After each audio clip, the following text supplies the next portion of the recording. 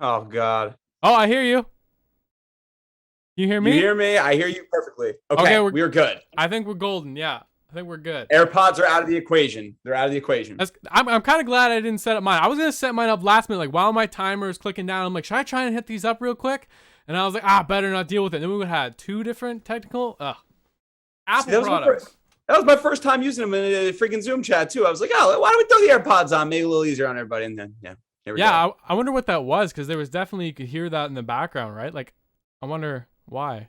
Yeah. So as I was saying though, esports they got me fired up, but I only ever just watched my first ALGS this past one. Okay, and that was like it got you fired up though. Or are you gonna watch the next one? Yes, because I think that the format right now is absolutely tremendous and creates absolutely electric endings for the last like 3 to 4 games. Yeah, Like gameplay format. those ending circles are nutty intense. Like it's insane to watch. Like, yeah, like I can't. It's like comparable to like a Stanley Cup Finals. Like that's like how good that shit gets. I'm like, oh, I love that. I love it for sure. Did you see the one with Snipe Down where they like mobile respawned him in last second? He starts beating people with his axe. Yes, bro. That was an absolutely inspirational performance as a teammate. That was sick. Like Snipe Down, he's a funny guy. He just like comes in, starts beating people. I don't know how many hits off. He got like 6 or 7 hits off with his fucking axe. I know it was electric. That was a golden play. Like there was no they wouldn't have won that without him coming in last second. And they're like, fuck it, let's spawn him in, see what happens. Yeah, sometimes you just got to throw a prayer and just hope somebody makes a play, and it does happen. It happens, and it totally We'd love to worked. See it because like their Gibby won by like that much health, right? So if he wouldn't have got those 7 hits in with his axe, they would have lost. Like, and that was just Spur, right? Like you wouldn't even have to be like the obviously TSM some of the best players in the game, but like that play necessarily, like anybody could have just gone like, fuck it, let's see what happens, right? Like, oh for sure, works for the pros sometimes too, right?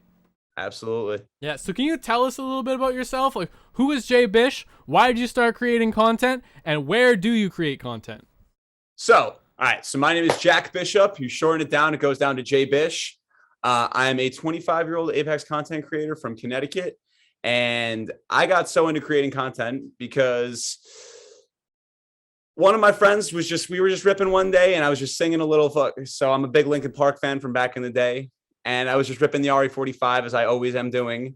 And I was like, it starts with one thing, an RE45. And my boy was like, yo, that shit is hilarious. And like, we started like bullshitting back and forth, some parodies with each other for like months and months on end. And he was like, yo, like, you lead the United States in totems for Revenant. You do all these crazy totem moves. Use the RE45, which is like a really unique way of playing. I think people might be interested if you like make videos and like start like streaming. And so I started streaming. And then a friend of mine, O-Dog Diggity Dog, goes by Da Dynamic Duo on all social platforms. Yep. He actually was like, yo, he used to run with me on my stream a little bit every now and then. And he was like, yo, JB, you're kind of electric, bro. Like you should make some TikToks. People might fuck with you. Like, I think you really could like get somewhere. And I was like, all right, like I'll throw some things out there. So I ended up throwing those OG concepts that I came up with, me and my boys, my parodies, some of our Revenant tactics, and that, so we make content on both TikTok and Twitch, Jbish on Twitch and Jbish on Talk. And here we are. Oh, that's okay. I saw your name Jbish on Talk and I'm like, interesting. Like, TikTok specific. And I assumed your Twitch was just Jbish, right? But I guess it's Jbish on Twitch, right? Or that makes sense. That's kind of cool, Twitch. Actually. So what, you're going to do like Jbish on Tube eventually? Yeah, that's a work in progress, but absolutely Jbish on the Tube. Yeah. Are you a maybe YouTube? on? Is that the next? I think that's definitely the next step. Yeah. Because I specialize in honestly making longer videos to begin with. And a lot of my audience, they're like, we love your videos on TikTok, but we think people would like them even more on YouTube because you can really like people are looking for slightly longer video than just like 45 seconds to a minute. Yeah. Which even sometimes are too long for me. I struggle with that. And they were just like, you can add a little bit more into it. And that might go a little bit better. So I was like, I think that's a good step too. Yeah. And so how long have you been doing TikTok and Twitch specifically? So I started Twitch at the end of January. So what is that? Like close to nine-ish, 10 months? Yeah, give or take, something like that. Yeah. Yeah. And I started making TikTok early May or mid-May. Mid-May. Okay. Yeah. So I'm kind of similar to like that. I started TikTok at the end of January. January 22nd was my first TikTok, and then my first stream was February 1st. So we kind of started same time for sure. Absolutely. Which is cool. Just other sides, because I found out about you. I guess I saw you on Stereo Mike's stream, or did he have you? Were you on his podcast? Yeah, I've been on. I think I was the second or third guest ever, and then I was on again a second time a little while ago. Okay. I think right around the same time as you were. So you might have caught me around that second time. Yeah, because I know the first time too. I might have caught you the first time, honestly, because when I was like his third episode, I went and looked at everybody he was interviewing. Like I went back like a couple weeks later and I looked at everybody he had interviewed, like his first 10 or so. So I kind of followed everybody. So that's probably when I followed you. Hell yeah. And honestly, like I had honestly seen that you had followed me the night that you were getting interviewed by him. And I was like, oh, this dude follows me. He seems awesome. Got to throw him the follow back right now. So that was the night we hopped on the T-Stick train. Oh yeah, let's go. Everybody's welcome on the T-Stick train. Whoop, whoop. As long as I get to be the conductor, that's the main. Always, sir. Someone's got to freaking drive the train. I'm power hungry, so. But so you're Apex Legends fucking content creator, podcaster, stupid. Apex Legends content creator. I love your origin story, by the way, because some people's origin story, like my origin story, a couple people I've interviewed so far, right? Their origin story is more like, yeah, I wanted to start streaming. I thought it'd be a cool idea. I should go start streaming, put some time away, start as a hobby. Whereas you, it seemed like you were just chilling, hanging out, and then other people you knew were like, man, you're pretty funny, dude. You should like put stuff out. Like, you clearly had the natural talent because other people were telling you to do something that it sounds like you necessarily didn't think of doing at first. Oh, absolutely not. Like my best video concepts for TikTok have all been things where other people have been just chilling by. So sometimes on stream, we have in-studio audiences and they'll be like, yo, that was dope. Put that up. And I'm like, really? And they'll be like, yeah. Next thing you know, like 850,000 views later on something I thought was like a minuscule thing. All of my best ideas have honestly come from a lot of the people who just like I play with and just influenced around me. And so honestly, I would never have the courage to take the leap, especially to make TikToks. O-Dog hounded me for about a good month and a half. And then all my boys started getting on me. They were like, yo, like you got to just start sharing it. Cause like what really got me over the top was, so we used to run the Revtane jump pad totem combo before the double jump was even added into the game. So this was a long time thing that we had been doing. And no one really put anything out on that, talked about it until the double jump got added and things got crazy. And then O-Dog was like, yo, JB, you've been trying to tell me about this combo. Like we've been doing this combo for months now. Like someone just put it out and like they're blowing up because of it. Like that could have been you, dog. And I was like, all right, well, if someone else is going to start taking all my ideas, I feel like I have to at least take the leap and just put them out there. If I get roasted, I get roasted. It is what it is. Right. And have you got roasted? Have you got hate comments? Have you got roasted and or like hate comments that seemed like, kind of roasting is kind of fun and playful, but hate comments like, where the hell did that come from? Have you got both? Yeah. So a lot of the times it's just your classic, just like, oh, Revan pubs, pathetic. Revan Octane and pubs, pathetic. And I'm just always just like, U.S. leader in totems, Revan everything in pubs, bro. It does not affect me. I don't care. Yeah. And people will just be like every now and then, like, so every now and then we have our beverages on the stream and I'll put up a clip from it and my aim won't be the best when people are like, yo, you're a bot, bro. And I'm like, sick, dude. I have a good time streaming with my friends. I don't care what you think about my ability in this game. Mm-hmm. So, I mean, nothing that really phases me because I don't know about your origins in gaming, T-Steak, but like the Halo, like 3 Call of Duty Modern Warfare days, like I was getting berated as like a 10-year-old with a squeaky voice. So like, I'm bulletproof, baby. This is straight LaRue right here. I'm chilling. Online comments like don't hurt me as much as I feel like they would if I didn't have all that training, essentially. Yeah. So you can take the heat. You're used to it. Yeah, and I mean, I play a character who comes with the like title of frustrating people because he's an assassin. You're never going to be happy with the way an assassin kills you. It's usually going to be something out of nowhere that you didn't see coming. And at the end of the day, I kind of warrant the hatred that I get, if any. So I'm always just like, yeah, if you hate it on me because I play Revenant, I get it. I'm still gonna. You're not gonna convince me, but like, yeah, it's all good. Yeah, I have my fair share of like, I like my TikTok posts often.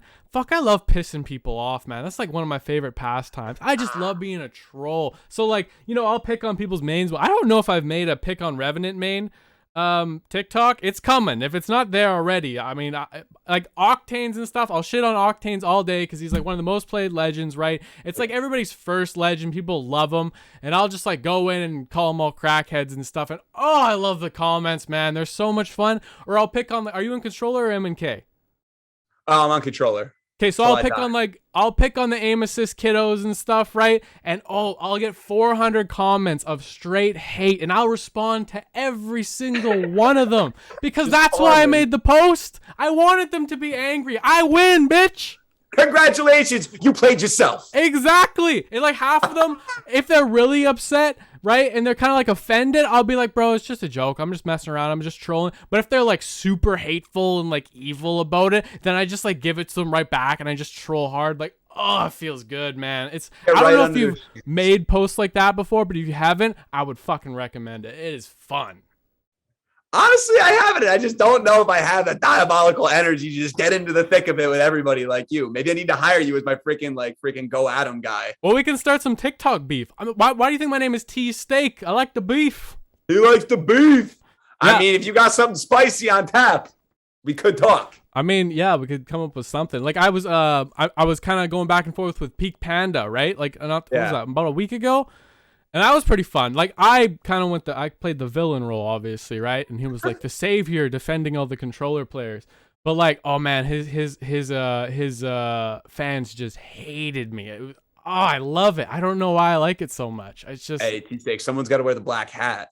The villain gets love too. Someone's got to wear the black hat though. That's true. We don't have a TikTok heel. We don't have a TikTok villain. We need an Apex TikTok villain. We need an Apex TikTok villain, and I will be that role. I will volunteer right now. Someone go give me some devil horns and shit. I'll wear them in my videos. Like I will be the demon of Apex. Yep. And you know what? I'm gonna be your hype man. I'm gonna just be chilling in the back, like, yo, fuck them up, T-Steak. Yeah.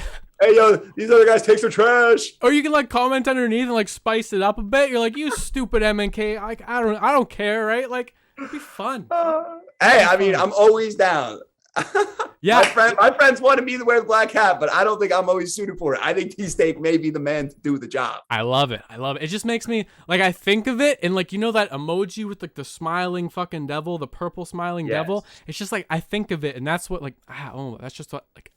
That's what embodies my soul, I think. That emoji is the embodiment of my soul. That's my spirit animal, that fucking emoji.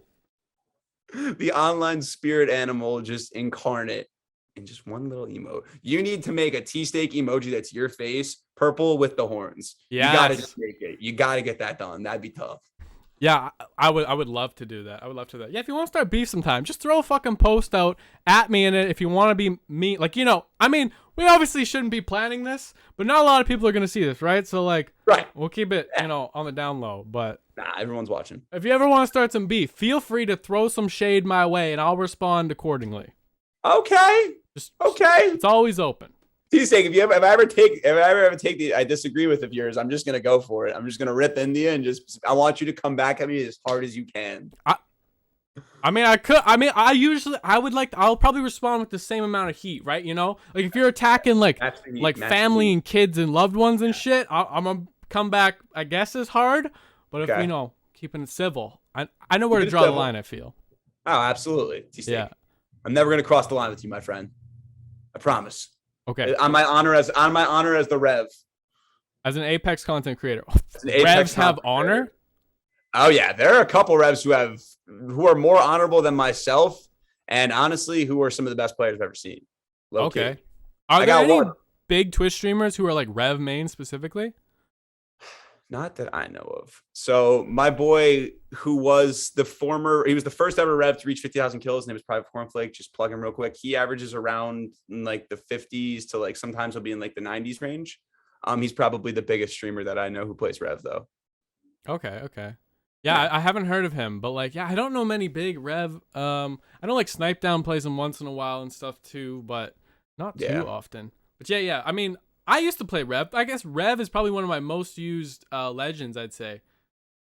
Probably my top 4, I'd say. Yeah. It's really fun. Mm-hmm. Yeah, I want with him. I want to get my buddy to start playing Apex. I think he'd be a really good Rev. I think Rev suits his face. I don't know him, you know? No, dude, I feel you. Like, honestly, that's one thing I love about Apex is if you've played other games with some of your boys, you can kind of really start to think about what characters would fit them. And then when they start playing the game, you actually like your picks really do kind of line up. Yeah. And you can, because there's totally people that are suited for each legend, right? Like the main comps, right? Like the main competitive teams, they're usually rocking like Bloodhound, Octane, and like Wraith or Gibby, right? Yeah. Yeah, and then like you can just tell certain people suit certain roles. Some people are support players, some people aren't. It's great. I like the legend aspect of the game compared to like Warzone is like a key selling feature for me. Yeah, I think the legend concept truly is what keeps the game alive in essence and why people do keep coming back regardless of what happens, because I think people have truly crafted a relationship with their legend or like the legends that they like. And like I do think Respawn needs to continue with the lore building because people genuinely love the lore. The PvE missions a couple seasons ago with the quest, those were mad fun. They were only like maybe like 40 minutes of content, maybe like 20 minutes of content in total, but like really enjoyable. And if you keep making it about the legends every single time a new one releases, new aspect of the game, things always get a little bit more shaken up. And if they ever get to the point where they release 2 a season, that's when things would get crazy. I've always wanted that. Two legends a season? I've always wanted it. I just don't think we'll ever get a T-Stake. Yeah, that's a lot of work for them, eh? They can't even fucking keep the game running. How are they gonna do that? Yeah, see that's why I stopped asking for like the big things that I wanted. Just because at this point, I just want the little things. It's just the little things. Just have the game be playable. That's all I want. That's it. Yeah, it's not too much. Yeah. So speaking of, you said something earlier I was gonna relate this to. I don't know what the fuck it was, but how long do you think Apex is gonna last? How long? What's the longevity of this game? You think season 10, obviously, I would say was the biggest season yet. All the big Twitch streamers, Warzone people coming over.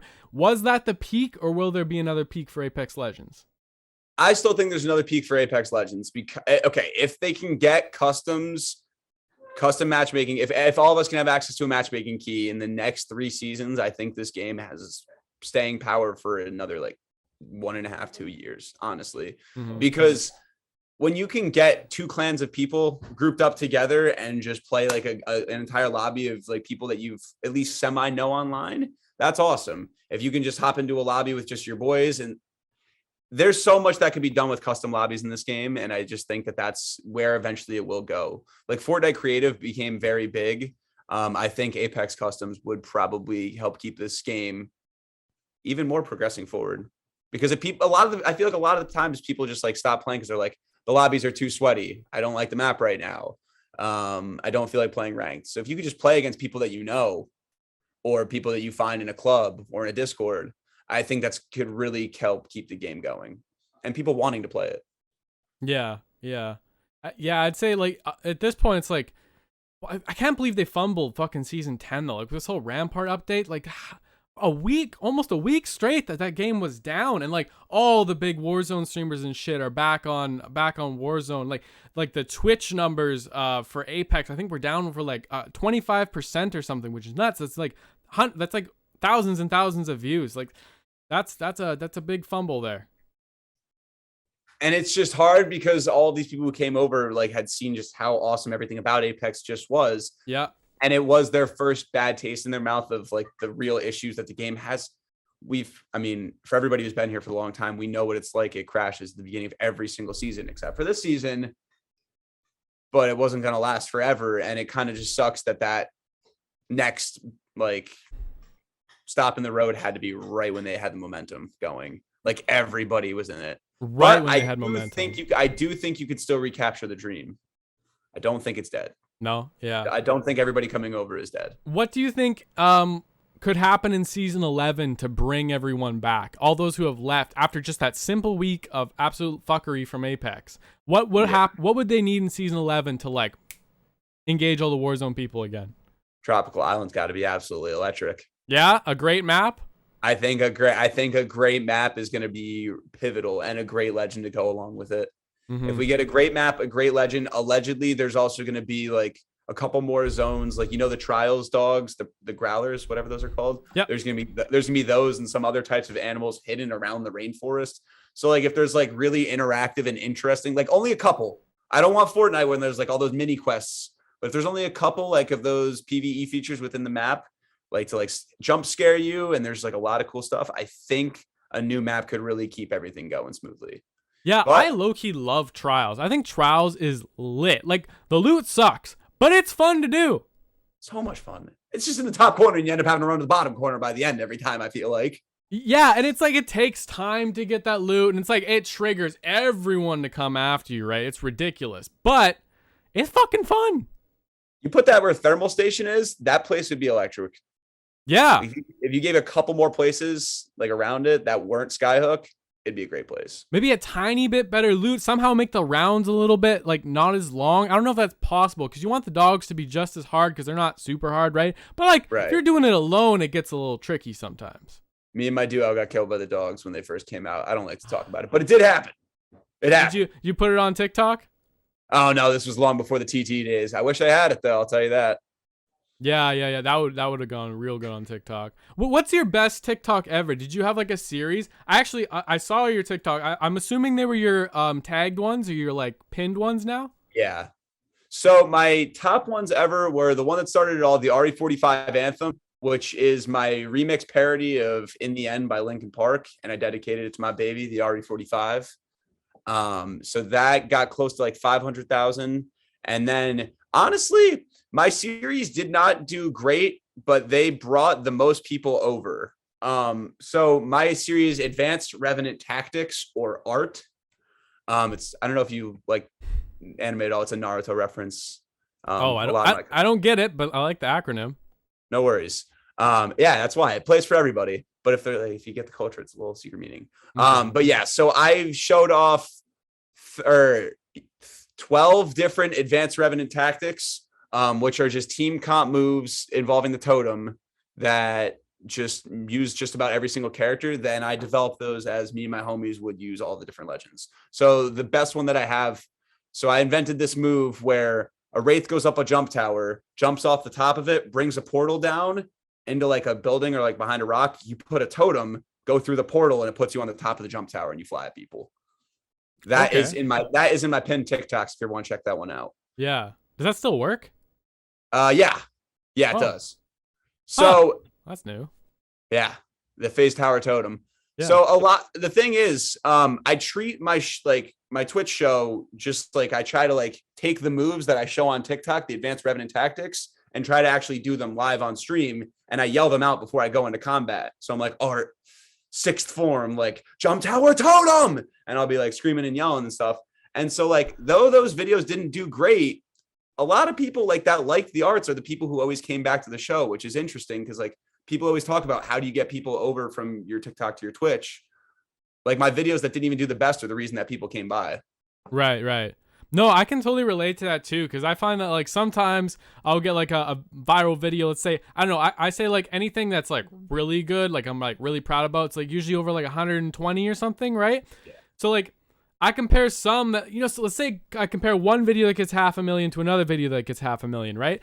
And one video will bring in like, a couple thousand follows, and the other video will bring in like 100. And it's like, it's like the views really don't mean follows. You gotta like, there's gotta be some sort of incentive for the follows. And like, I get what you're saying, like a series or something where people really relate to you. Like this seems to be like your thing specifically. So people like, they want to follow for that thing. Whereas like a viral video, it's not necessarily follow worthy all the time. But like a series, if you're like being kind of consistent and they get to know your vibe and they learn who you are and stuff, I feel like that builds more of a follow vibe.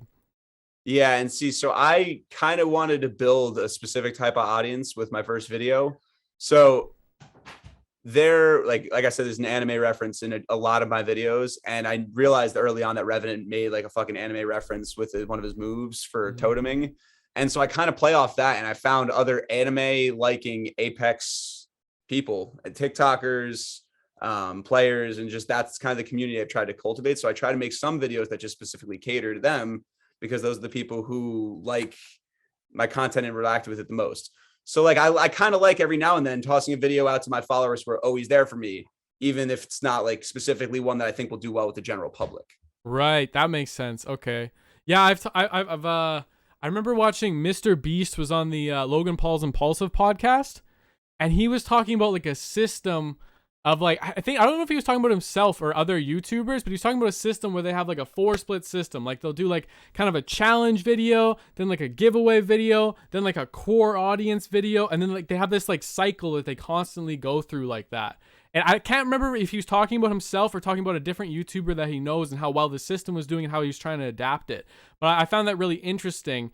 And it's just kind of like a broad concept that I wanted to incorporate into my TikTok. Not going to say I've necessarily successfully done it, but one day maybe. One day I'll get my ass together and get it going maybe.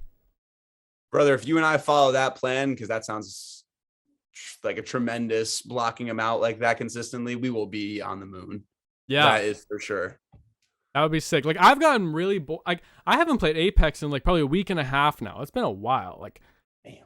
I've been trying to like change up my content or something because like Apex doesn't seem to be it. Like this podcast, right?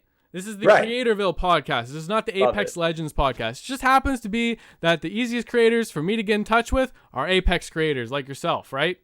Absolutely. Hey, that's the avenue, baby. Yeah, you got to follow your connections, the network, whatever, right? That's where you got to start. But like this podcast, I want to continue it and bringing it out to like different creators. So they're not necessarily Apex creators, like just general creators too. But another thing is I like to do things in 10. So this podcast, my plan is to do 10. So I do 10 and then I see if I really enjoy it or not. Am I enjoying podcasting? Am I getting good clips for TikTok? That kind of thing. And then I can like establish if I want to continue or just stop it at 10 and try and find the next thing, right? The next content style. So that's what I like doing with my other content too.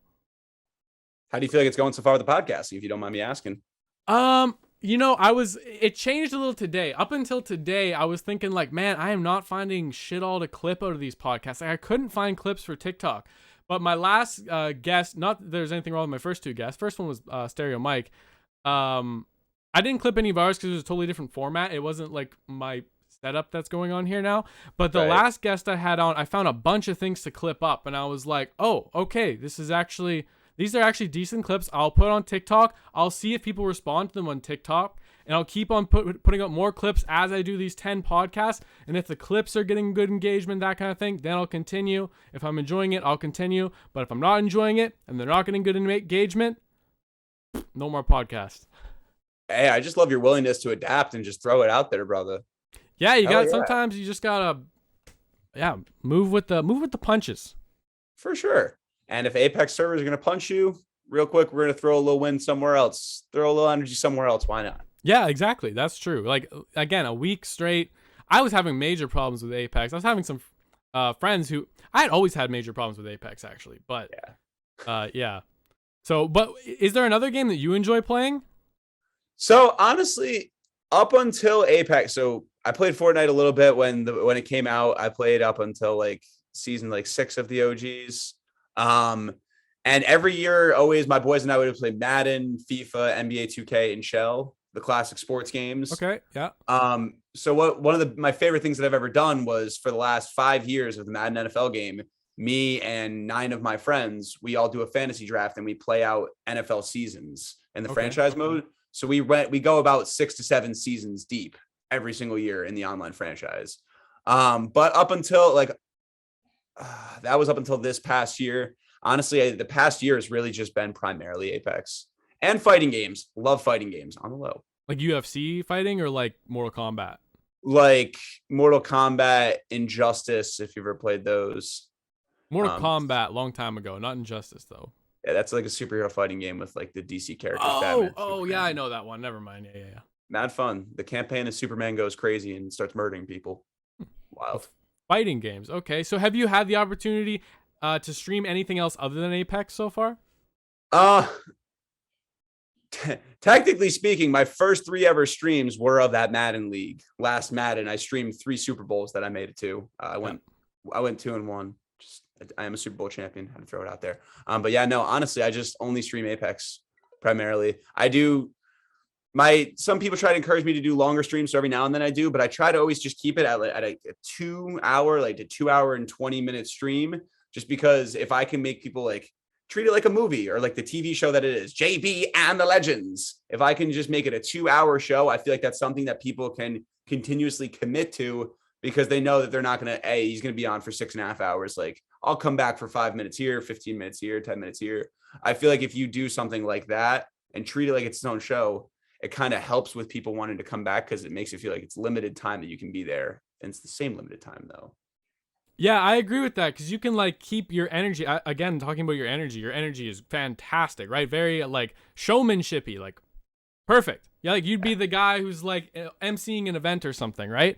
And so like it might be hard to keep up that energy for like 6.5 hour stream. I don't know if you've ever done it. Like props to you if you've ever done it. But I know me when I start streaming, I'm like, I'm doing pretty good, whatever. But like, that 4 hour mark, if you come in first 10 minutes of my stream and you come in, let's say 4 to 6 hours in, like the vibes are very, very different. See, yeah, I agree with that. I think 5 hours was my record. I did 5 once. Okay. And the thing about my streams is I'll have people who won't come back for a little while. And then it always seems like a weird thing in the universe happens. Whenever I'm on like the 3rd or 4th hour, I'm like lagging a little bit. Like somebody who I hadn't seen in the chat in a long time comes back like, yo, Jbish, what's good? And I just get immediately hyped up again, just because like I made this show to try and entertain my homies when they were at work. And then also just people who wanted to come in from other like TikToks and whatnot. So I just think it's awesome to try and just give anybody as much entertainment as they can for as long as they want to be there. So I always just get re-fired up when somebody I haven't seen in a while comes back. Like when you came in there, T-Snake, you fired my ass up. Oh, is that why you were so energetic? Maybe. That makes sense. That's cool. Yeah, no, I guess I totally understand that though. When I have someone come into my chat or like, once in a while I've been like getting off and then someone raids me. It's like, all right, I'll put it another 2 hours or another hour and a half or something. It's the worst, but the best right there. Yeah, you got to. It's like, oh, I feel bad if I go offline now. All right, I'm staying on for a bit more. Yeah. But at the end of the day, I just love the idea of trying to create a Twitch show that feels like a TV show. Yeah. And so I feel like by doing my narrator voice and talking about the things that happened in the game just now, you can kind of treat it like the outro, like a couple seconds of an episode and everything, and kind of keep the dialogue going without really having to keep the dialogue going. Right. So I feel like there's like, do you keep that announcer voice up through the whole stream? Okay, so I do a 1.5-minute intro to start the episode, 1.5-minute outro to end the episode, and anytime anybody redeems announcer mode for 1.5 minutes, I have to do that voice. Oh, got it. Okay. Yeah. That's cool. Okay, I thought like if you were doing that the whole time, like, oh my God, I would be dead after 2.5 hours, man. Like that would be rough. Dude, my voice has been shot. I don't think I've had a full voice since I started streaming, truly. Yeah, like I tried to do like I tried to call a match. I was like watching like Hal and stuff, just a random night. I was trying to practice like calling. What do they call it again? Broadcasting. Yeah, broadcast. I think I was in your stream the night you were doing that. To be completely honest, I feel like I watched that. Yeah, I've done it twice. So you maybe I think I was there for one of those. Honestly. Yeah. I lost my voice after one of those nights. One of those nights, like the next morning, I couldn't talk for like 3 days. 3 days I lost my voice. I did it for like 5 hours, so it was quite a bit. But like I legit lost my voice, and I was like, I can't do that apparently. You have to give it to those commentators. They are tried, true, and tested in their ways. Like being able to do that for an entire tournament, that's tough. That's absolutely tough. It's crazy. And like sportscasters and stuff too, like the guys at the NHL games and things, like whew, for sure. That's intense. Yeah, that's a hell of a job for sure. Yeah, I think I could totally handle some player intros, or if I was doing like the preview of like the ALGS, I feel like I could totally kill that. But as far as the play-by-play, I feel like I would probably get like burned out midway through because like I would just be getting so fired up the entire time, and I would just probably lose my voice by I feel like day 2. Yeah. I feel like some people are more inclined to. I think you would be really good at it, honestly. It's just like it's tough, right? Yeah, but honestly, that is something I've done it on my stream a couple times, but that is something I would love to eventually try to get into because I honestly, a TikTok friend of mine, a mutual, his name's Uncle Bloodhound. He actually got asked via his TikToks because he does commentary on them. Yeah. The ALGS EU circuit asked him to commentate one of their events. No so way. He was telling me, he was like, oh, JB, he was like, if it was possible for me, mate, like maybe you can get into it too. Dang it. Every time I try to go British, I end up going Fuse. I don't understand. Like I was going to say, I thought that was more Australian. I always go Australian. Ugh! That's okay. Tough. What about Russian? How many accents can you do?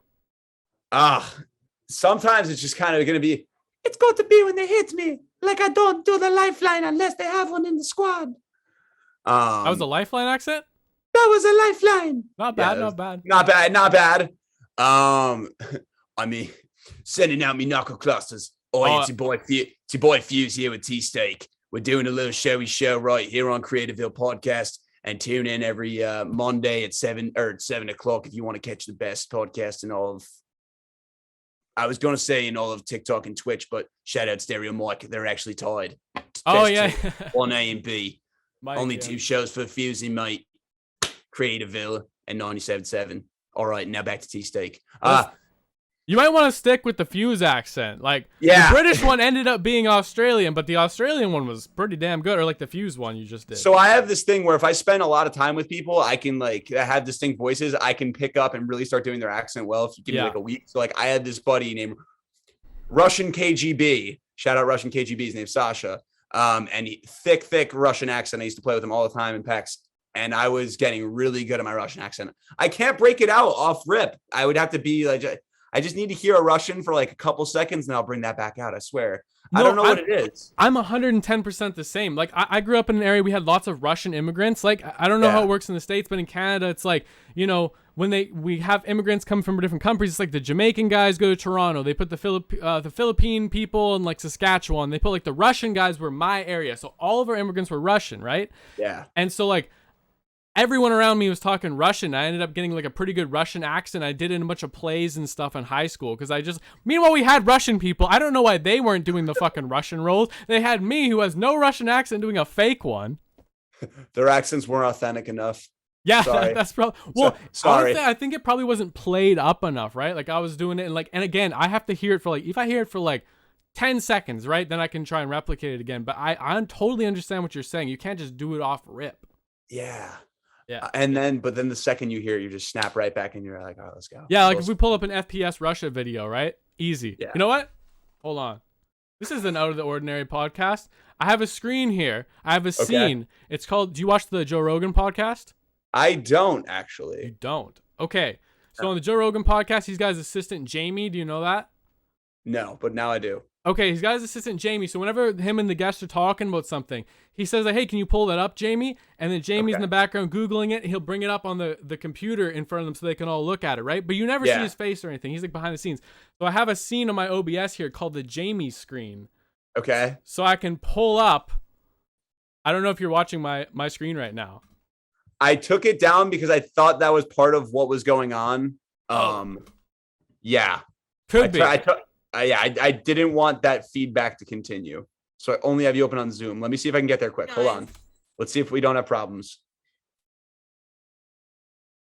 So I changed. Okay, I got the Jamie screen. Let's do this. So the Jamie screen, so we can both watch something and then like, you know, talk over it type of thing. This is the first time I've ever used this screen, so it's a good thing we're putting it to use. I don't know if this is a good idea or not, but let's watch. Hold on, 20 seconds on the ad. 20 seconds on the ad, T-Steak. Oh, fuck. I don't want to miss out on the first ever Jamie screen. I can't miss this. This is monumental. We're breaking. This is history right now. A fat ad. All right, here we go. All right. So I think we should watch 60 seconds of an FPS Russia video just to get his Russian accent. And then we'll compete our Russian accents for everybody.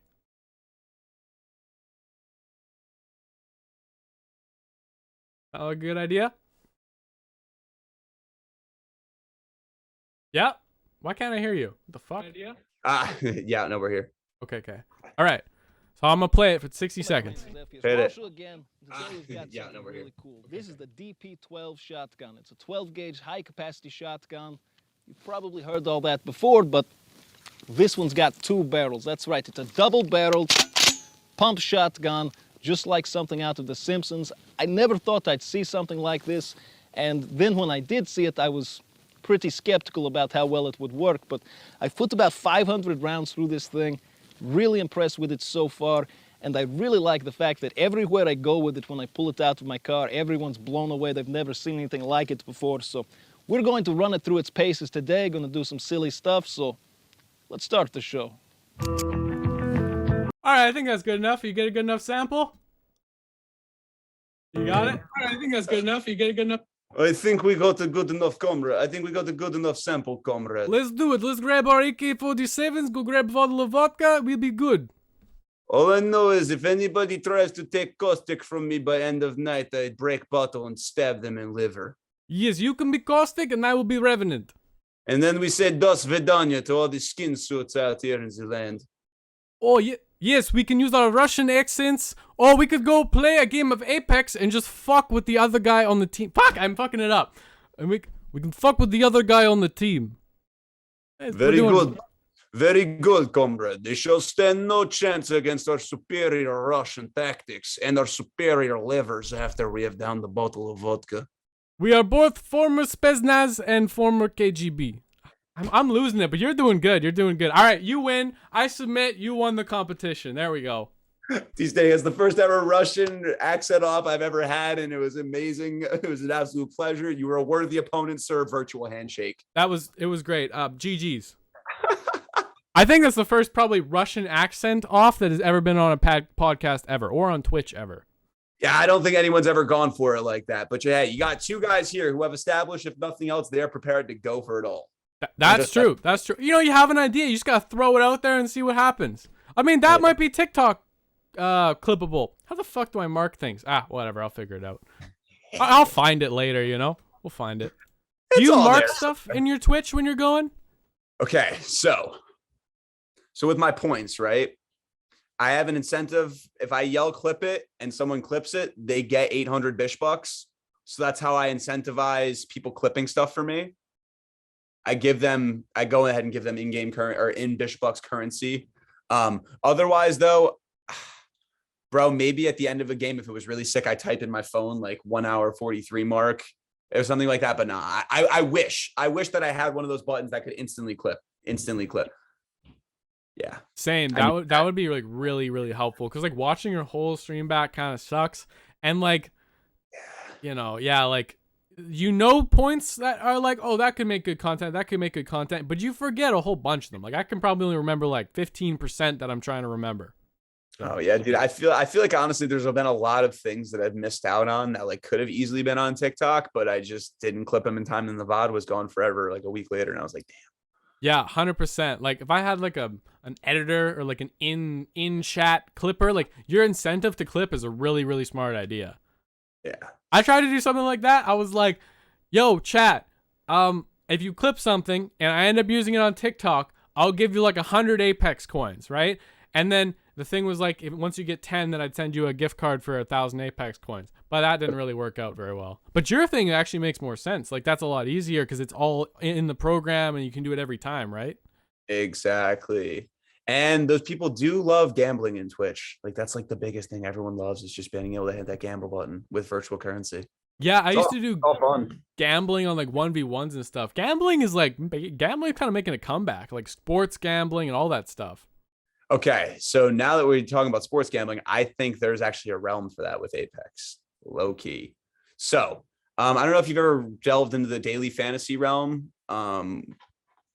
No. So I play daily fantasy football, right? They give you a budget of 50,000 virtual currency, and players are like 6,000, 9,000, like 8,000 different point value, different cash values based off of like how high they're ranked. Yeah.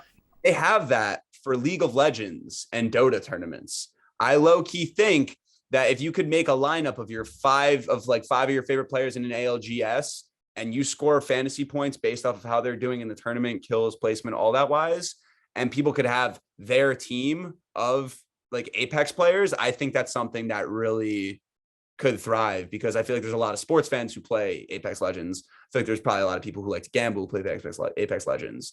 There already is fantasy, like daily fantasy for other esports. Why not bring that into Apex competitive? I feel like people really have a lot of players that they really like Snipe, like freaking the C9 guys, like Rambo. Like there's a lot of players out there that people truly would want to have as their guy. Yeah. Yeah. I'm like, are you thinking like this is something like we or you should bring in, or like that Apex competitive? Why don't they have this in there? Because it might get people more engaged in ALGS. this is not probably something you and I can't do. This is something Apex would have to do. Yeah. They would just have to see that like DraftKings and FanDuel already do this stuff with other esports and just take that opportunity and just know that people will want to be able to play with, like, pick and have their favorite players and have it feel like they're playing for them while they're watching ALGS. Because a lot of people say fantasy football is why NFL football is always so highly watched in America, because a lot of people who don't even love the sport primarily pick a fantasy football team and they watch their players on Sunday. So people who don't necessarily even want to watch ALGS entirely may want to watch one or two games to see how their players were doing. I just think that it could bolster the people who already watch and also bring in some new fans to watch more too. I 100% agree with that. I think that's like incentive enough for the pro Apex organizers to make an application like that or a program. Yeah, they just have to partner with DraftKings or FanDuel or one of the other existing daily fantasy sites would be the easiest avenue. Like the framework is already there and do it with other people, you know? I like you're saying, I think that would be a super easy thing for them to do too. Like we were talking about earlier, like not wanting to ask too much from Apex because like, let's just keep the game running. Like let's not expect too much. But that seems like a thing where they reach out to the other companies and the other companies basically would take care of it. Yeah, like rather easily too. Like I don't think that World of Warcraft, I don't think that Dota and the League tournaments were on the DraftKings app until last year. It literally happened in a year because they saw where esports were going. They saw that esports is a viable competitive scene, and they saw that people actually are gambling on esports, which is insane to think about. But I mean, it's the future. So esports are not going anywhere. They might as well institute something that's already making a comeback into the next realm, right? Yeah, and esports, like you're saying, it is the future, I'd say. I feel like it has a lot of room to grow, even though it's pretty big right now, because it was around a decade ago, right? But it's pretty decent now. But I watch more Apex competitive, or even just the pro players on Twitch. I watch more of that than I do of any other sport right now. More than football, more than hockey. I'm Canadian, and I watch more of that than hockey. That's sacrilege. I'm gonna get deported. No more Tim Hortons for you, sir. I know, straight up. No more donuts for me. I'll have to switch to McDonald's or something. They're taking them all away from you for that comment alone. I'm afraid I'm gonna get deported just for saying that. It's bad. But no, I love watching the pros play. Actually, I probably watch them play more than I actually play myself too. Whenever I'm editing videos for TikTok or if I'm editing videos for work and stuff, I'll have the Twitch stream going and I'll watch just competitive Apex is going on my left.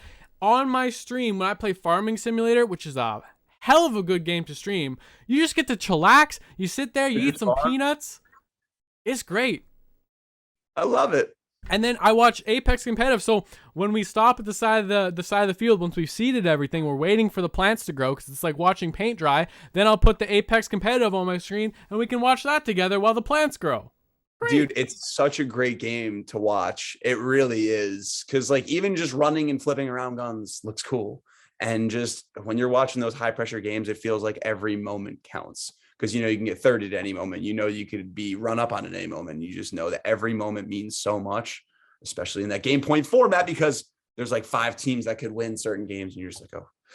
And those final rounds are just crazy intense too.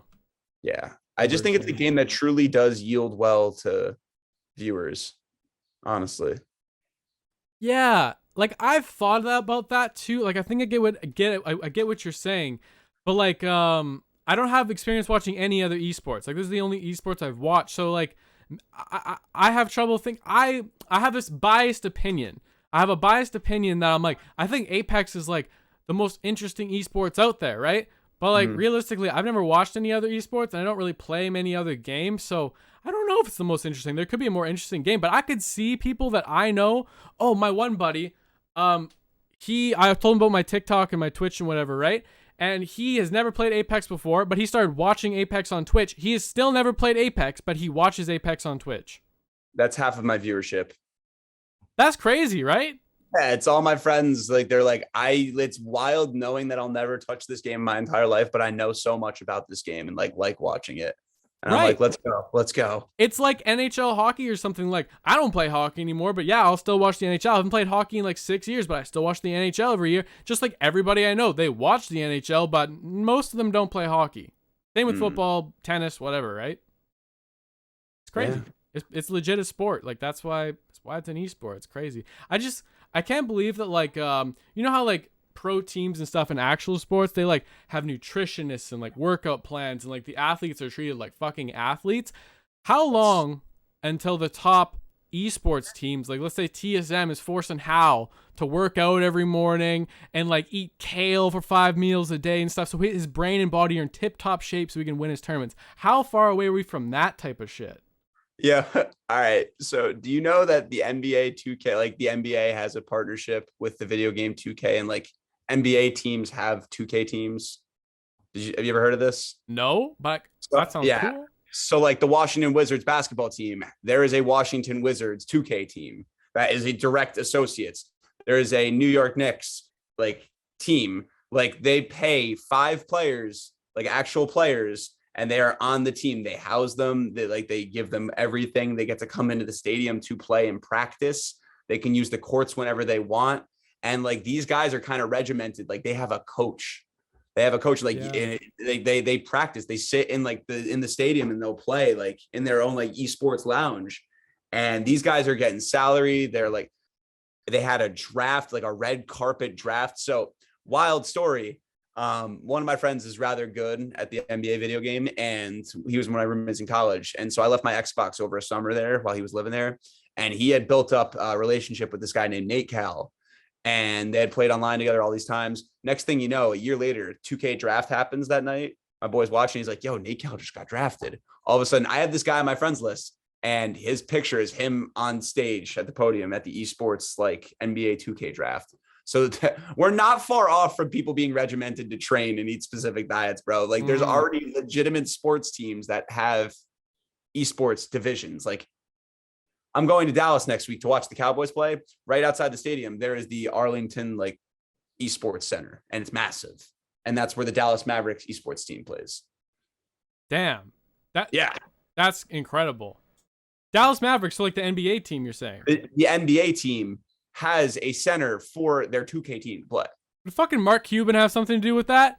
He owns them, right? Like that seems like something he would pioneer. Is all Cuban. Cuban made the building, and then that's like that building is where they have all of the Fortnite tournaments for like the Dallas area, all the Apex tournaments if they have them.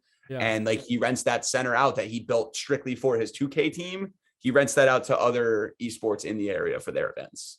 He seems like the type of guy who'd be all over that, trying to like see the future type of thing, right? Or he can see. Oh yeah, bro. He's already seen it, and he's already like, he was like one of the main like people pushing how good and like how much money the 2K league could make. Right. Yeah, and like their viewership was rather high for their like NBA finals of 2K. Crazy that exists. Like one person controlling each player on the court, and like they're on NBA teams. Literally, they get to hang out. Like they're in the same like center as the players every day if they want to be. That is crazy. Like sometimes I think about like as esports is getting more and more popular, it's the younger generation who's more involved in esports, right? But it's so big already. As older people die off within like the next 50 years, right? As you know, I feel like esports is going to keep growing so much, but is it going to grow so much to a point where like some other sports are really going to start dying off? Like you look at baseball and stuff in the States, right? Baseball viewership is down. I know the CFL in Canada, the Canadian Football League, the average fan of the CFL is like 59 years old. Like it's all old crowds. So like as this is getting replaced, do we think some of those leagues and important sports that we value nowadays will potentially go away? Because like baseball's only been around for 150 years, right? It's for the human existence, baseball has been around for like 0.00001% of human existence. So like who says it has to stay around any longer? Like a sport like that could be gone tomorrow. I think it's possible, but a lot of those sports are just such an experience to go live in person. And then there's just so many people that even if they don't like watching it when the TV numbers are down, like ticket sales for games will still keep, and like merchandise will still keep those teams alive and the league alive, I feel like. Okay. Yeah, that's just the thing with those sports is just people love the experience of going to a sporting game in America. I don't know if it's the same in Canada. Like, I don't know how good a CFL game is to go to, but like NFL games really get the people going. And wildly, MLS is starting to grow in America. I had a lot of, I know. I lived down in the South Carolina region, and a lot of my friends were Atlanta United fans, Atlanta's team, and they play in the Falcon Stadium. And so the Falcons were not selling the stadium out, but the Atlanta United were selling the stadium out every single time. Falcons are what sport then? Football. Okay. Like their football team wasn't selling it out, but their soccer team was selling out the same stadium. That is impressive. Yeah. So I do think there is enough room for esports to keep growing though, and for real sports to keep continuing. But I think we could still definitely see a transition.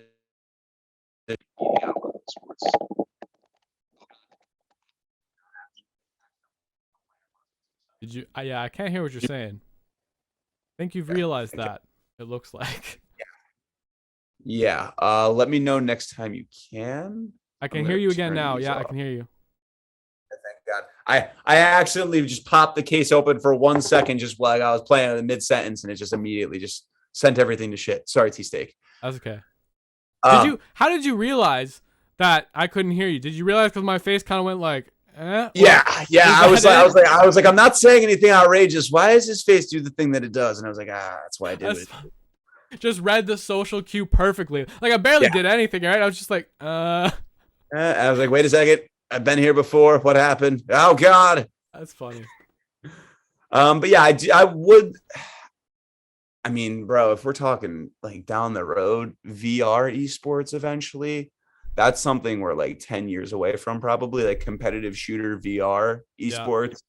But there's this movie called Gamer with Gerard Butler, which essentially is VR gamer FPS, except the people you're controlling are death row criminals. All right. Really, really, really, really good movie. But I just think there's going to eventually be a market for like VR FPS. And I think that's something because like the sky's the limit when people have full control of their true mobility. Mm-hmm. And like, I feel like people are going to really appreciate how much even more is going into esports when it's like your actual reaction times coming into play. So I just think that's a whole different realm entirely. And that's probably when things will get even crazier. Yeah, I hope advancement in that category in esports and everything continues, right? Because like, you know, like if we have like a Great Depression or like a World War starts or something, you know, that could heavily impact these type of things. Yeah. Right. But like, you know, hope things keep staying the course, peace and all that shit, right? No more pandemics. Actually, pandemics probably made it go faster, though. I was going to say pandemics low-key really boosted the rise of esports. Yeah. Well, I mean, if a real pandemic started like a real like start killing lots of people, let's say, right? Like we're talking like Black Death again. Right. Yeah. Like that might have a freaking impact. But this one, it's like, hey, everybody stay indoors. It's like we have nothing to do but to program new shit. Yeah. And yet we still have server issues. Yeah. Like, how much money does Apex make? Like, what do you think Apex's income would be over a year? Probably close. Probably what, $500 million maybe? Yeah, I'd say like somewhere in between like 100 and 500 million, right? Yeah. And like, I hope a bunch of people get fucking fired. Like to have the game go down for a week at its peak, like that is unacceptable. Like business wise, like I don't know shit all about game development, but business wise, your team drops the ball when the thing is at its absolute peak. Yeah, exactly. Like heartbroken. Hammer down. Heartbroken. But they can't save it with the cosmetic events, but if they drop if the Halloween event all around is good and the new map, it follows up with no bugs, I still think T-Steak, I'm telling you, I'm going with the same energy I came in with. I still have hope. Still have a hope, T-Steak. Hope is definitely the right avenue. Like that's the right energy for sure. Bro, honestly, and it's kind of made me sad just seeing a lot of the main people who really brought a lot of people to this game. Some bigger creators and just everybody in general just constantly bitching and bringing the game down. Like, I get it. They screwed up. Like, but we really don't have too many people right now still praising how good Apex has been to us and how awesome of a game it is. And I hate the negative mentality around the game. And I feel like a lot of people don't have hope right now, even this is the one hiccup we're all really used to. Why are we bashing it? I get we're bashing it 10 times more right now because the game's at its peak and they should have it figured out. But like, come on, guys. You guys want to keep people fired up about this game. Do not lose the love. Do not lose the hope. We got a new map right around the corner and yet another legend in 35 days. Come on now, people. Yeah, that's not too far off. That's true. It's not too far. See, I agree and I disagree with you a bit, though. Because I think, like, I get pissed off when people are complaining about the game and stuff too. Like the thing that drives me absolutely mad is when like the Rampage gets announced, right? Gets announced but doesn't come out yet. And you have your entire comment section just filled with people saying it's going to be OP, it's going to break the game, it's going to be OP, it's going to break the game. Or like Seer gets announced, right? And they're like, oh, it's going to be game breaking. And like people are just freaking out because everybody thinks they got a damn crystal ball, or they hear one content creator, one famous content creator, and then they just like mouth his opinion to everyone as fact. Like I feel like it's a younger audience too, because I feel like younger people have trouble separating like opinion from fact, right? Like that might just be my opinion, but like I feel like I was like that when I was younger, right? Like I wouldn't necessarily like rethink and be like, oh, that's just an opinion, that's not necessarily fact. Like they'll take that and they'll just spout it everywhere. That shit pisses me off when they're complaining about stuff that hasn't even happened yet, or like something comes out. Let's say the Rampage comes out. I thought the Rampage was a great addition to the game. The fact that you need thermites to make it usable up close and stuff, all this cool. Yeah, it's all this extra stuff that goes into it to make it like useful and thing. And I'm like, great job Apex kind of leveling that out. And there's still people complaining about it like mad, right? And I'm like that, I feel like you're just complaining to complain about. But on the other hand, when the game goes down for a week at its peak, that's when I'm like, ooh, that's rough. That's rough. Like I wasn't necessarily mad about it at all. I wasn't mad, but I was disappointed. Just disappointed. Fair, yeah, that's just fair enough. I mean, it was like I'm disappointed, and like I kind of saw this coming, but like I still expected more. Yeah, from a game like hundreds of millions of dollars, we're assuming. Like you gotta pay for what, 5 times the coders or something. I don't know, but that's disappointing. It really is. Absolutely. Let me hook up a charger so I don't lose you real quick. One second. No problem. All right, we are here still. Okay, we got about only a couple minutes left, so I'm gonna do my speed round of some questions if you're cool with that. Surely. Hey, I just before we get into it, it has been an absolute pleasure, T-Steak. I feel like we could probably shop it up for hours, my brother. Oh, for sure. Yeah, it'd be good. I like to keep them at an hour, but like maybe in the future we'll see if I have people on a second time, it's like, oh, we'll make this one like 2 hours or something, right? You know? Hey. All right, let's get it. What do you got for me?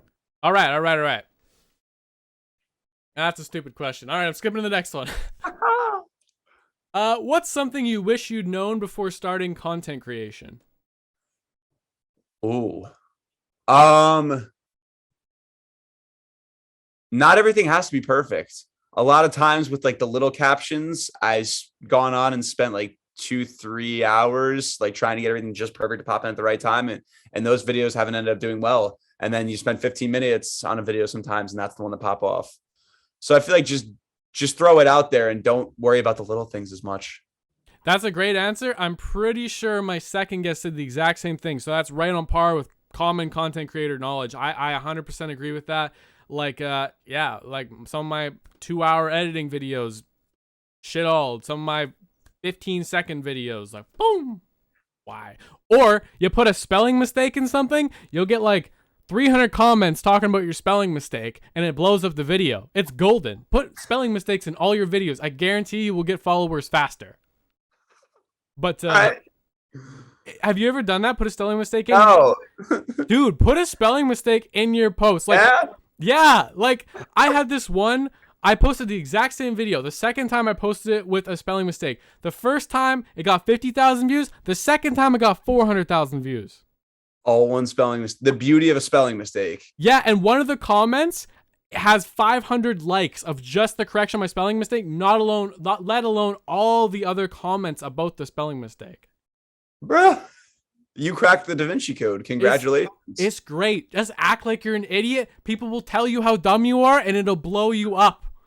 Again, you just gotta play the audience sometime. I'm all about that. No one realizes that they're just getting played by T-Steak like the absolute fucking fiddle the entire time, bro. You're farming hate comments. You're farming spelling mistakes. You are absolutely in there. I love it. And I'm enjoying myself the whole time, right? Like you can say whatever you want. I'll just keep spinning you. I'll keep spinning your wheel. It's fun. It's good stuff. Recommend it. Hey, I love it, brother. You've been having fun with it, and I feel like I've been having fun with it, and I feel like there's a lot of Apex creators who are still just having fun with it, and I love that. Yeah, sometimes like I've been in points where I've taken myself too seriously and stuff, and I'm like getting too serious about my content, and it's never ended well for me. Keep it light, keep it fun, bro. Yeah, that's what the audience wants too. Exactly. All right, next question. What is your biggest failure, and what did you learn from it? This can be in life or in content creation. I mean, my biggest failure, and wow. And I'm gonna probably go with a bit of a lighter answer. Maybe next time we'll get into a little bit deeper, the deeper existential stuff. But I would just say my biggest failure in content creation has just been a couple times where I had the most momentum. I kind of got complacent and didn't make a video for like 3 to 5 days afterwards right after I like my biggest video. And I think back on that, I'm like, damn, like if I kept rattling off some of these videos right after those, like that big one and bend that consistency, I'd probably be way further along than I am right now. So I feel like I just feel like I haven't capitalized on my biggest moments really to this point, sadly. Do you feel like it is when you have your biggest moments, there's just something in your brain that kind of gets chillaxed after? Yeah. I think it's partially that. And I think it's I got wrapped up in just answering everybody's comments and I stopped thinking about what was my next thing. Meanwhile, when I had made all my great videos, a lot of my mentality was just, all right, what's on to the next thing, immediately on to the next thing, come back to the next thing, like come back to people's comments, but don't obsess over what you just did. Start obsessing over what your next thing is going to be. I just think I stopped looking forward and started looking back when I had a big moment. I can relate to that. And I don't know the reason that I do it either, but I find, whenever I get a big video, there's something in me that just like quits making videos for like a couple days. And it's happened like every time I get a big video for some reason. I don't know. But then like a couple times I have worked and I saw something worked and then I like repeated it a bunch of times. And that was my most recent growth piece with like the clips I was getting from the famous streamers, right? Like I really capitalized on that and I worked hard at it. But then other times it's like, I get a big video and all of a sudden there's like this part of me that's just like too chill. I totally get what you're saying, but I don't understand why I do it. Right. Now we know that though. That is something we could definitely work on. Yeah. For sure. That's true. Sure. Now that we've talked about it and we're like, this is a thing and I'm not the only one who has it, right? Right. Like it's a disease. Like just double when you have that big moment, like just double down right afterwards. You're gonna really thank yourself for it rather than reflecting on the big moment. Exactly, but for some reason, reflecting on the big moment, maybe that's what it is. You get like maybe there's a part of your subconscious that's like, I don't want to put out another video because there's a chance that one just got 1 million views and the next one's gonna get 200 views and I'm gonna look like an idiot. Like I never think that, but maybe subconsciously I'm thinking that. Yeah, I mean, it's hard when you're just like thinking of like, okay, what do I do to follow that up? What could follow that up? I feel like a lot of us get stuck on that question of what is worthy of following up a video that goes that big. Right. Yeah. That's all too. Okay. And like you were saying before, sometimes you gotta just put it out there, right? Like almost anything can really follow it up, right? Like as long as it's Apex related, if that's what your account's about, then you're golden. Absolutely. Just stay in your lane, as LeVar Ball said. LeVar Ball.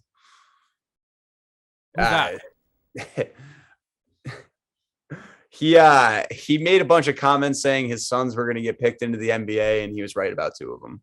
Oh, well, that's good for him. Yeah, that's a very short synopsis. He got labeled as a crazy person by a lot of the media and everything, but like everything he said kind of happened.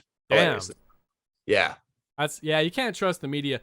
I tend to think the people who go like against the grain usually end up superior. They weirdly do know something, right? Yeah. Kanye West once said, "Name one genius who ain't crazy, T-Steak." So true. The like fucking think about the most famous men in history, right? Like Einstein, Tesla. Like these guys were kind of nuts. Like if you ran into them on the street, you'd be like, that guy's weird. Yeah.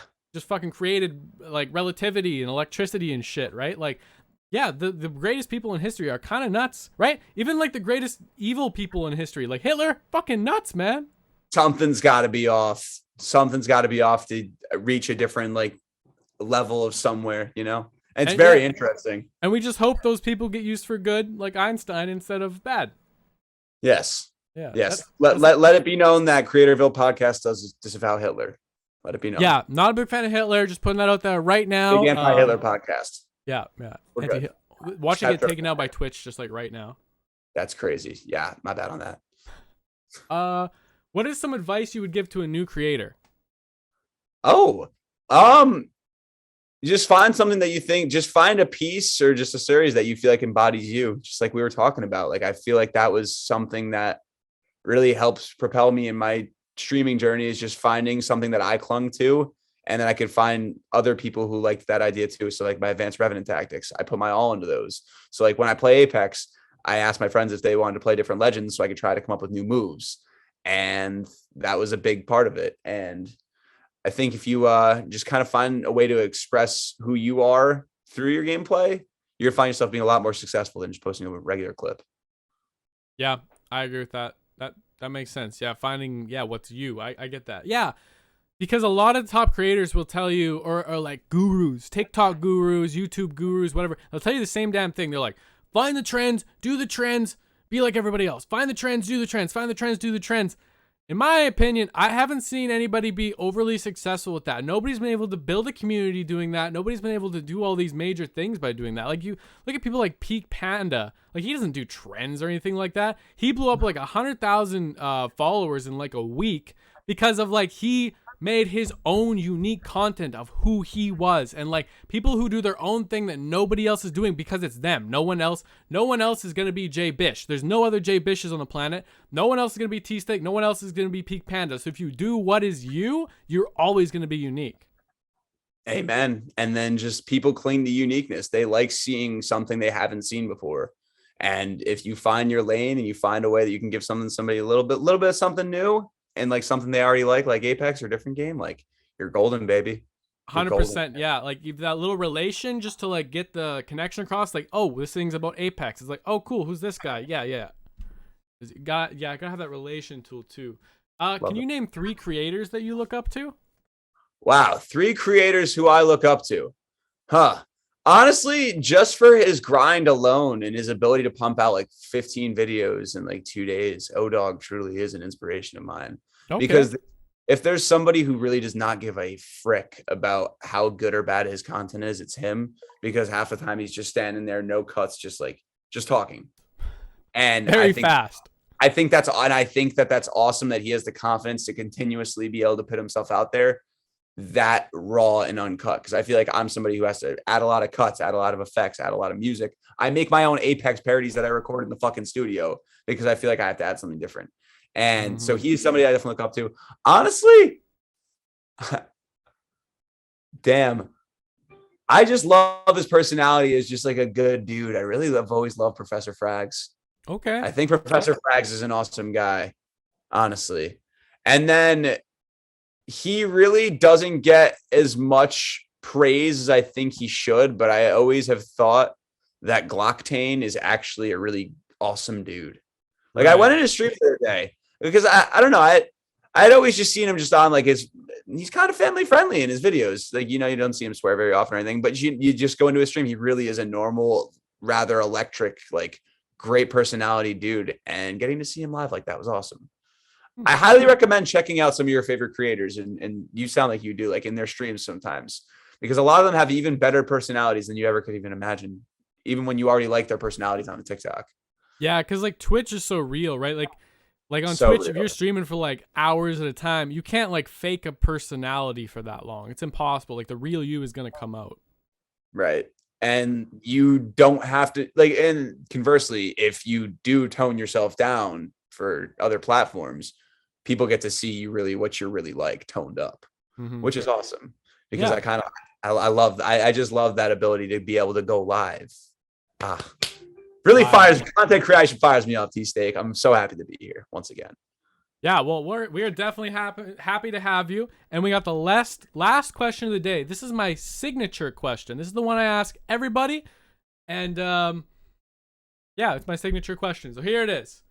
All right, I'll throw my signature hat on for it. Okay, whoa. I was gonna ask about this a long time ago and I forgot. Where's the hat from? Okay, so quick story. So my dad's grandfather he actually was in a bunch of movies in like the early like 40s through 60s era. And so this is actually a hat from one of his movies that he played an admiral in. So this was, a live Hollywood hat right here. That's pretty sick. Live movie prop. Yeah. Very tough. See, I was like, there could be a million stories behind that hat. Like, I wanted to ask about that hat because I saw it behind you. I'm like, I've seen that in your profile pictures, some of your videos, whatever, right? And I'm like, that could either be like a movie hat, like you said it was. It could be from the, Walmart or something. You got it with a costume. Yeah. Your dad might have been in the military. Your grandpa might have been in the military. Like, there were so many stories that could, say why that hat is sitting behind you right now. And that's the story. That's a good story. That's the story, baby. All right, final question. Hit me. All right. If you could step into my shoes, what would you have asked yourself that I did not? Whoa. I hyped it up a little bit, but yeah, that's interesting, T-Steak. I love that a lot. What do you think is the most creative idea you've ever had for a legend? If it's an Apex creator, I think would be an awesome thing to ask somebody. Okay. So answer the question. Yeah. All right. So I had this idea for a character named Mimic, right? Yeah. And Mimic's abilities are all based around taking other people's abilities. So if you look at your own teammate, or if you look at an actual player for like a second or like a second and a half, it'll like do a wheel. All of a sudden you have that character's kit for like the next minute or something. Ooh. I always thought the concept of being able to take other legends' abilities and that being what the legends concept was built around would be something really interesting. Yeah. Could you do it like a Rev Silence? Like if you threw a Rev Silence at another team, hits a Wraith, all of a sudden you get Wraith powers? Yeah, that's tough. There you go. You just helped me bolster Mimic's like feasibility now. Maybe that's a Rev buff. Maybe that's not a different legend. Maybe that's just a Rev buff, and then you can stay your old Rev main self. That'd be crazy. Oh, I ain't never go T-Steak. If I can say it anywhere, I'll say it on Creatorville. I ain't never going anywhere revving until I die. That's a big. What if they hear this podcast and they make a Mimic and you are crowned as the creator of Mimic? I just made a liar of you. Yeah, I'd probably switch. If they, well, no. I would make them guarantee me a Jbish skin. Right. That's it. If I got a Jbish skin and they made me the official face of Mimic, if they modeled the character after my face, then we can talk. With the Admiral hat. That's what I want. Yeah. No, Mimic's got to have the hat too. For sure. Absolutely. Wow. We just designed a very, very, very. Yeah, I'll send Apex an email. They probably won't get back to me. Let's be real. But I'll let them know. Hey, remember about that and then daily fantasy esports. It's the two things they need to get on top of. Stat. That's true. The betting thing, 100%. Like, it would be so freaking easy for them. Like, it's legitimately phone call, couple emails. They'd have that shit done. Mm-hmm. So, do you have two players in mind in ALGS who you would want to draft onto your fantasy team? Oh, I would definitely take Snipe. Because I just love Snipe. I love his attitude and stuff. He's not like the greatest player. I mean, he's good. He's kind of dumb, honestly. He makes dumb mistakes, but then he'll capitalize them and pull off crazy clutch plays and like redeem himself. I'm a big fan too. He just redeems it. Like, in my opinion, he's like makes dumbass plays, and then he makes so many dumb plays, but he makes so many clutch plays that he still stays like relevant because. Yep. I don't know. He's just fun to watch. He's like a constant redemption story watching him. The highs are highs and the lows are low. Low. And you got Hal there to scream at him, which is just fucking entertaining. Biggest hardo teammate you could ever have. And he lies about shitting too. Like, Hal like yell at him. He's like, I didn't do that. It's like, yes, you did. And they'll go back and watch his body. Till he's like, I don't remember. It's like, he makes up the stupidest lies. It's funny. That's epic. Mm-hmm. Well, thank you very much for coming on the Creatorville Podcast. You are episode 4, kind of 3, but kind of 4. It depends because Stereo Mike's was on TikTok and like everything looks completely different now, but we'll consider him episode 1. So you're episode 4. Okay. This will be going live on YouTube probably within the next week sometime. And then, of course, I'll be clipping you up on TikTok, any bits that I find in this. And I'll make sure to tag you in them. Do you want me to check with you before I post them, or do you want to just kind of give me free range? It's up to you. Brother, I'm going to give you free air over everything. I feel like everything we talked about tonight has been pretty awesome. So okay, I promise I won't clip shit up and like make you look like an asshole or something. I mean, you're already a Revenant main, so people think that anyways. Yeah, everyone already thinks I'm an asshole anyway, so it's fine. Yeah. But yeah, thanks so much. Could you tell everybody where they can find you? Yes, you can catch me every Tuesday through Friday on Jbish on Twitch, 2:20 to 4:20 Eastern Time. And you can find me on TikTok, Jbish on Talk. This has been the Jbish interview, episode 4 of the Creatorville Podcast. Now back to T-Steak. That was a great ending. I can't even do an accent like that, so I think we're going to end it there. But it was a pleasure having you on, man. I look forward to talking with you in the future. And I hope you have an awesome week, man. Hey, till next time, go Cowboys. I got some football to watch. It was a pleasure. Good luck with the game. Good luck, Cowboys. Hats off to you, brother. Awesome. Thanks a lot, bro.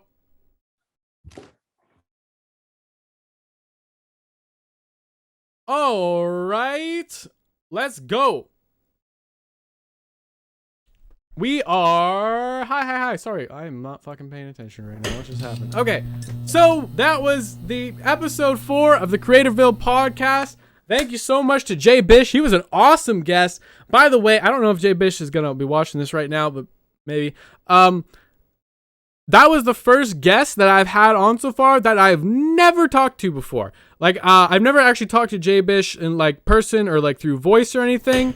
I've only talked to him in like text or like comments type of thing before. So that's the first guest I've ever had on that I've never really met before. So I think it went really, really well. Jbish seems like a great guy. He was a awesome dude to have on the first episode. Again, first guy I'd never really like talked to before, and I think it went great. So I'm happy that it went great because it was another challenge for the podcast, and I think it made some great content. I think we'll get some really good clips out of this one too. I have a couple spots in my mind where I think we can get some TikTok clips here. So I'm looking forward to that. Thank you everybody who came out and watched a little bit. We'll be clipping this up. It'll be on TikTok. It'll be on YouTube within the next week too. Elvish Horror, thanks for saying hello. Tub of Chicken, Zaddy Squirt, Only New Master, Pokia, of course, Jbish. Thanks for stopping by, saying hello. Don't forget, guys, any comments that you leave, any chats that you leave while we're filming this podcast, do come up live in the podcast, so they'll be live on YouTube and TikTok whenever I repost this content. Your chats will be ingrained in there for the rest of life for everybody. All right. So just so you know that, like, there's a whole section here under the Creator Podcast on my right now. That is all like there. Jbish Chad. So Elvish Horror. So that'll be in the podcast VOD on YouTube. So all chat comments come up in the YouTube VOD unless I cut them out. Don't even know the guy, but he's a chat. I don't know what his name was Jack. I'm pretty sure his name was Jack. But yeah, thank you so much to Jbish. Thanks for stopping by, Elvish Horror.